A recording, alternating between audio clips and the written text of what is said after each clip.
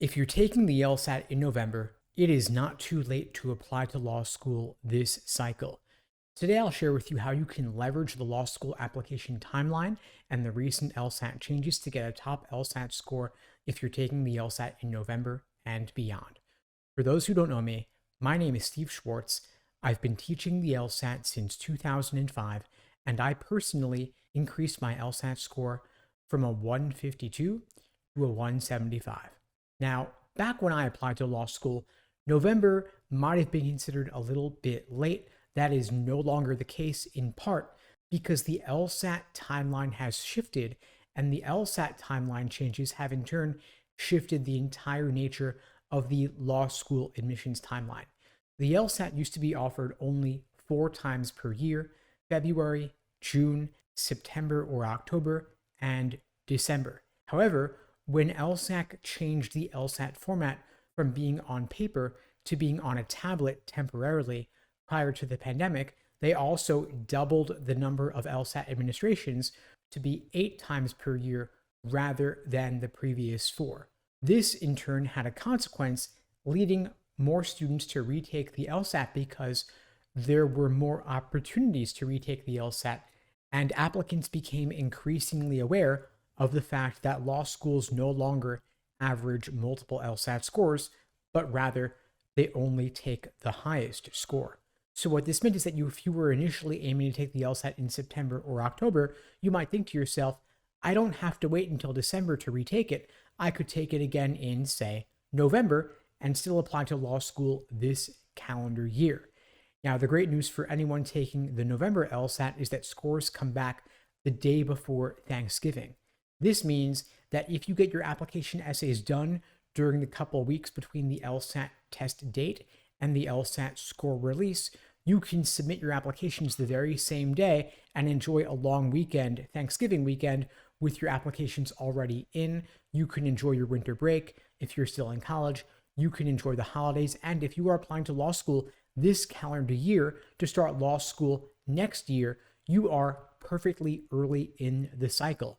In fact, the January LSAT is not too late. Neither is the February LSAT. And just as law schools will not care about whether you retake the LSAT or not, they also don't care exactly when you apply to law school. Of course, all else being equal, it's better to apply earlier rather than later. But the thing is, all else is rarely equal, because if you could get a score increase by applying a month or two later, it is well worth the wait. Law schools have no incentive to care about when you apply to law school because they are not evaluated based on that metric, just as they have no incentive to care about whether you took the LSAT with logic games or without logic games. It's all the same to them. Speaking of which, the fact that logic games are no longer on the test is a massive opportunity for you because there's less material for you to study. LSAC removed the logic game section after the June LSAT and replaced it with a second scored logical reasoning section. This means there's less material for you to study, and any gains you make in your understanding of logical reasoning will be doubled across the two sections. So you may want to spend roughly 2/3 of your LSAT prep time on logical reasoning, since it is now 2/3 of the test. And although there are roughly 15 different types of logical reasoning questions, depending on how you count them, not all logical reasoning question types are as common as others. The 3 most common types are necessary assumption, inference, and flaw.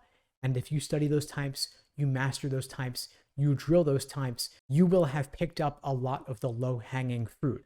When I first meet a new student, a refugee from a bigger LSAT prep company, I often discover that they don't know the difference between necessary assumption questions and sufficient assumption questions. And so if I can correct that misconception, I can typically get them a pretty quick and significant score boost. This is just one of the things that we cover with students at LSAT Unplugged, whether it's through our live online classes, on-demand video courses, small group coaching, and one-on-one coaching. You can check out the links below to find out more and to book a call with me and my team. We'd be glad to help you out. And so when we create personalized day-by-day study plans for all of our students, we walk them through the most common question types to begin with, make sure you've mastered those types before moving on to the less common types, and finally, the rare ones that only show up maybe once or twice per exam. We're not just drilling questions by type, though. We also want you to move on to doing individual timed sections and full-length practice tests before the big day. And if you are taking the LSAT in November, you've got plenty of time to do at least 10 full-length practice tests before the big day, so that test day itself will feel like just another run-through. And of course, no more logic games on the test, double logical reasoning.